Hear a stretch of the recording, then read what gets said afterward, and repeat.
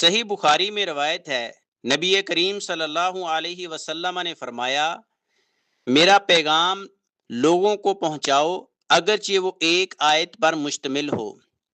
اس حدیث مبارکہ کا مفہوم یہ حکم صرف صحابہ کرام رضی اللہ عنہ مجمعین کو ہی نہیں بلکہ قیامت تک آنے والے ہر مسلمان کے لیے ہے۔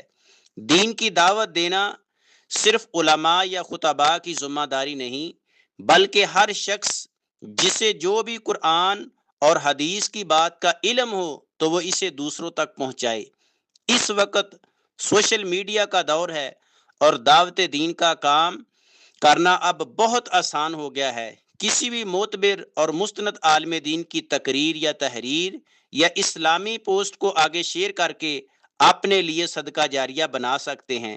ہمارے اس دعوت دین کے کام میں دستے بازو بن کر اسے لوگوں تک پہنچائیں، شاید آپ کے اس شیئر کرنے سے کسی کا فائدہ ہو جائے اور اس کی دنیا اور آخرت بہتر ہو جائے۔